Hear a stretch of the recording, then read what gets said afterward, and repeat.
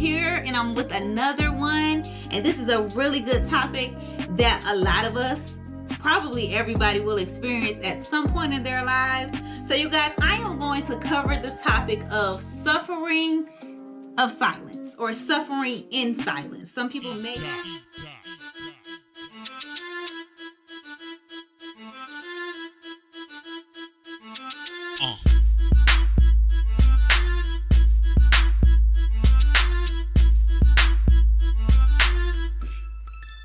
Hey everybody, oh what's up? Welcome back to Andrea Monroe from head to toe. Okay, hey you guys, welcome back to my channel. Thank you so much for being on board with this journey. While you're at it, get it off the way. Go ahead and like, comment, share, subscribe, and hit that notification button for these weekly videos I'm dropping. So you guys, I know it's been a minute, but things have been happening for me. Ministry is picking up. It's Andrea Monroe LLC. It's picking up. So you guys, excuse my tardiness for my weekly videos, but you guys, I'm here and I'm with another one. And this is a really good topic that a lot of us, probably everybody, will experience at some point in their lives. So you guys, I am going to cover the topic of suffering of silence, or suffering in silence. Some people may have already experienced this, or somebody is experiencing it now, so that's why I said of or in. So you guys, I want to talk about this, and I'm going to break it down in different sections. So, you know, of course, I'll make sure that I have the bullets. You guys, get a pen and a pad if you need to. We're going to deliver some people. We're going to have fun with this topic. And I really hope that this topic bless you, because it's such a hush-hush kind of topic. People don't want to really talk about, like, how much damage happens when we don't say anything, when we don't express our feelings. And I'll get more. I don't want to, you know, go too much ahead of myself. So, okay, so what happens when you don't express your true thoughts? So what I'm going to be covering in this topic is suppression, neglect, rage, and fearful. So the word of the day is courage, which I hope you guys gain after you watch this video. Okay, so the definition of suffering of silence is to suffer or be unhappy without saying anything.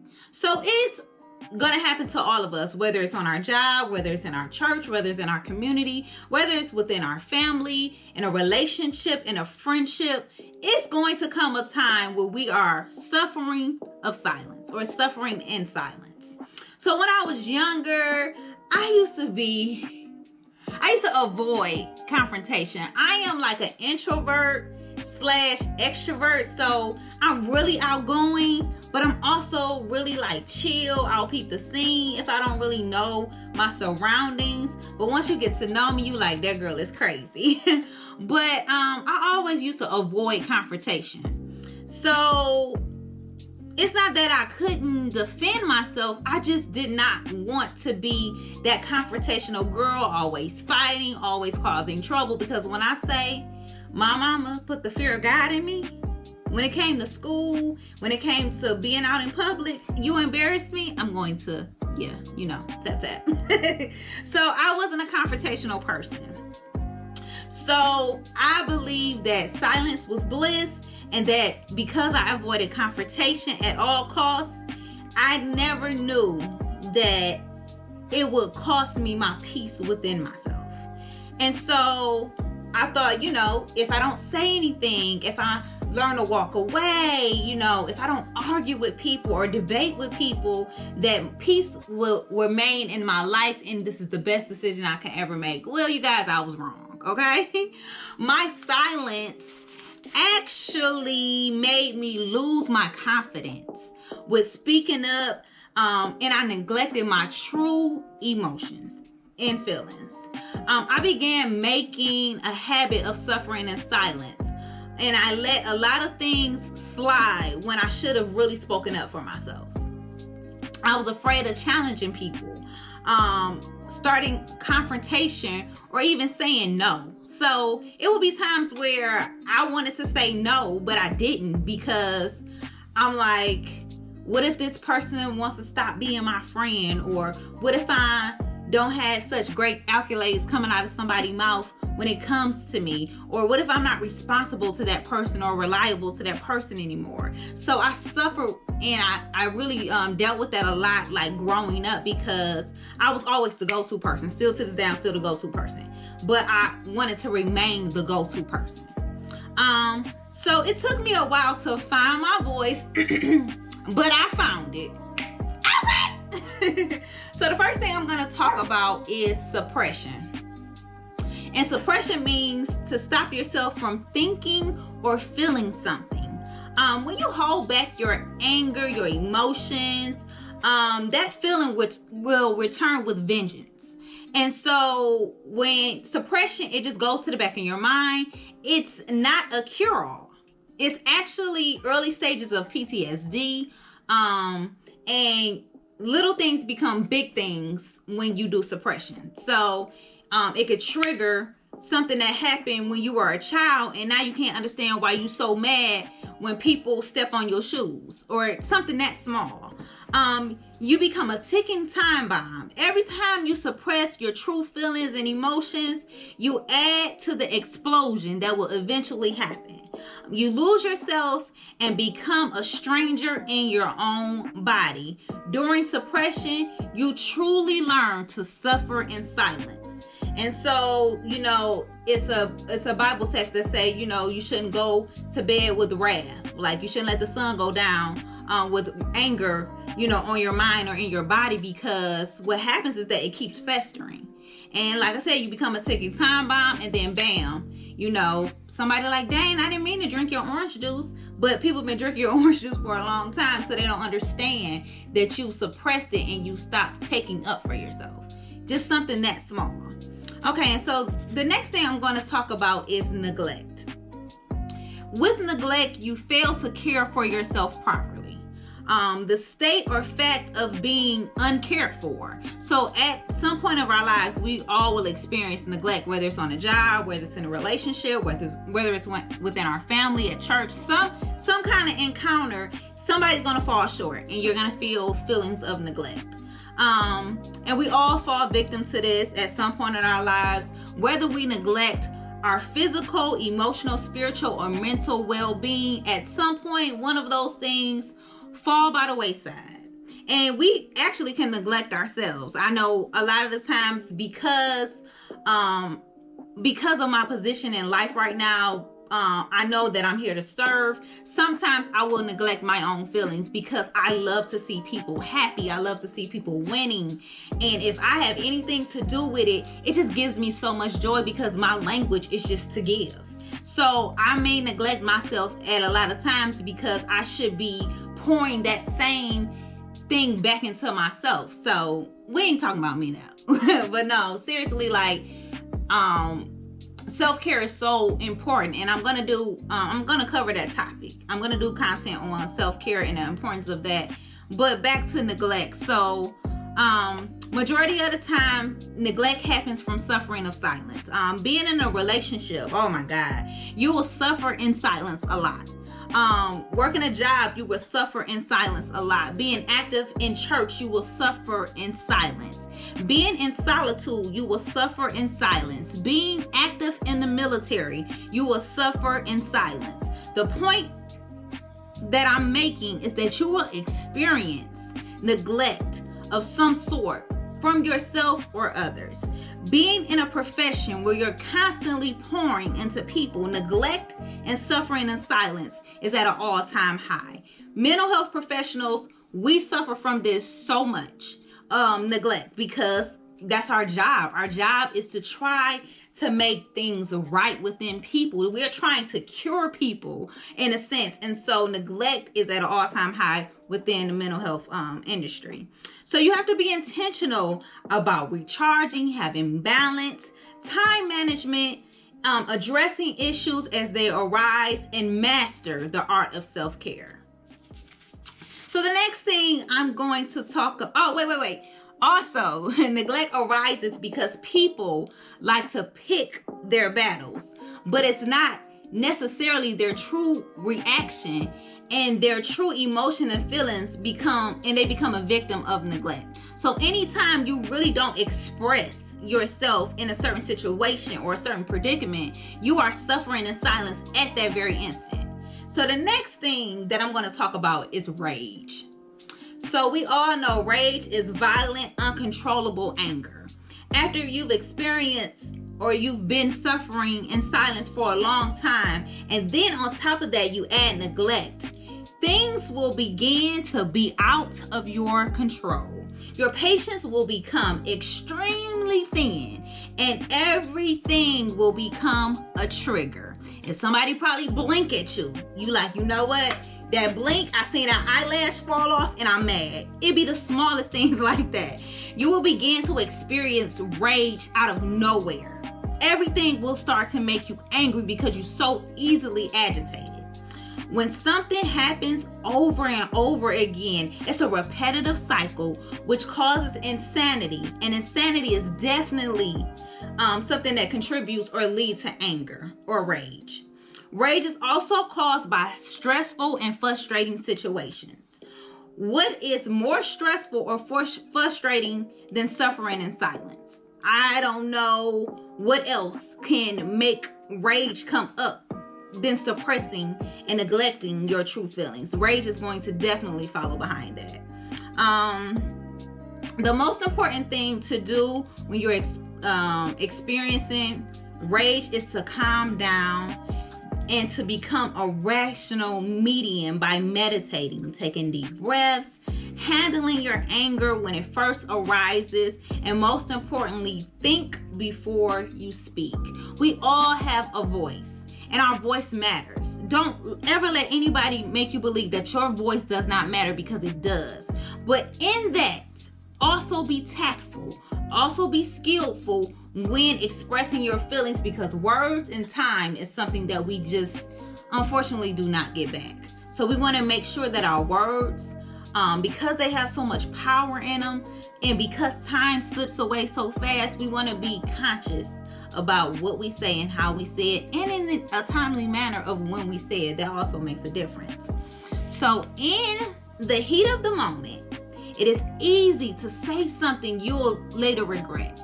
So always keep in mind that the way you feel is valid, but don't allow your delivery to become void. Dang, that's a jewel right there. I'm gonna say that again.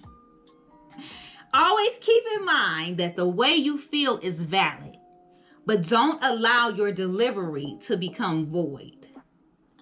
That's a jewel right there. So the next thing and the last thing that I'm going to speak about is fearful. Feeling afraid, showing fear or anxiety. That's the definition, right? So a lot of times, suffering in silence will definitely heighten your anxiety because you become fearful of using your voice or addressing your opinion. Anxiety starts to heighten when you have a desire to do something or say something, but it is accompanied by feelings of uneasiness. So anytime you begin to have panic attacks or your anxiety starts to go to an all-time high, it's because you're overthinking something that you really want to do, but you don't have enough courage, or you don't even have enough patience to do it. So you get anxiety about stuff that hasn't even happened yet a lot of the times. Or you have anxiety from an experienced emotion, or an experienced feeling, or experience of something that triggers it. So anxiety is always related to something that's either going to happen, that hasn't happened, or something that has already happened that's reminding you, recognition of what actually already happened. So fear is the worst. Fear is crippling. It is paralysis of analysis. It will stop you dead in its tracks. It's a distraction. And distractions is a dead end. A distraction is literally a blocking point, so there is no way that you can get through it. So the only way to start to get around fear, you got to treat it like it's a distraction. You have to either block it out and don't allow it to come your way, or you have to learn to maneuver around the manure. And so it will paralyze your mind and body. Fear is actually more powerful than disease. And people don't understand, like, when you have a disease, that is something that, you know, sometimes we can prevent, sometimes we can't. A disease is horrible for the body, but nothing cripples the mind and body more than fear. If you are more positive and if you have more mind control, sometimes your mind can cure your body of the disease, but fear will actually add stress and heighten it to where the disease it'll begin to deteriorate your body. So your mind is so powerful that you can either cure your situation, your circumstance, or you can be so fearful to where it takes over your mind and body. So we all have the power to get over fear. Fear is taught when we're younger, though. And although we're born with good and bad variables, fear is something that we're taught. Like, so parents, when your kids are little and they're being adventurous, yes, they can fall and break their wrists. Yes, they can fall and bust their head wide open. But when they begin to start to explore things, supervision is needed, but don't overreact, because they're trying to get to know their surroundings. They're trying to build courage. So let's not be so fearful because we know what's going to happen that we paralyze our kids or the people around us because we're so fearful that they'll get hurt. Sometimes we got to be cautious of that. Like, let them explore just a little bit, but give them choices. And don't be like, no, don't do that. Oh my God, please stop. And then they become fearful. Or you suppress your fearfulness, and now they're scared of cats. I know that was my thing. My mama was so scared of cats to the point where I inherited. I've never had a bad experience with a cat, but because my mama was so fearful of cats, I don't fool with them to this day. Like, if I see a cat, I'll be like, bruh, like, so you just gotta sit right there? You just not gonna move. Okay, I'm gonna say scat, and you still ain't doing that. So yeah, I'm just gonna stay in the car. I have a whole dog that is always wanting to smoke with cats, and I still be like, no, Prince, come on. We don't fool with cats. So that is a fear that my mom passed on to me. So parents, please be mindful of the fears that you pass down and you teach your children. And so, like I said, we're taught, the fear that we're taught ignites and activates when we're young, and people tell us not to do certain things or speak negatively to us. The only way to start attacking and conquering fear or being fearful is to find your voice, purpose, and get you where you're destined to be. Brothers and sisters, your suffering may be private, but your victory will be public. And so you guys, I hope that you learned something. I hope that you guys really find your voice and know how important it is to really move past the feeling of being silent. In today's time, your voice is so needed. You matter. Your voice, people need to hear it. And so don't feel like little old me, I can't make a difference. Nobody's watching. Nobody cares. We all bring something to the table, and God created all of us for something unique. So you never know, your voice, your experience, what you've been through, just you speaking up will deliver and heal so many people. We are really blessed to be a blessing. So you guys, your voice matters. We're waiting to hear from you. So that is my topic on suffering of silence. I hope you guys enjoyed the video. Make sure you guys give a thumbs up, share it, like it, subscribe, do all of that good stuff. I miss you guys so much.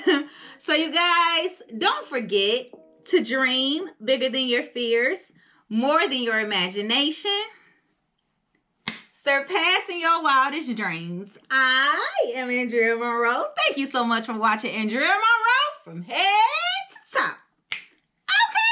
I love you guys so much. And the very most important part, don't forget to be amazing. Duh. Bye.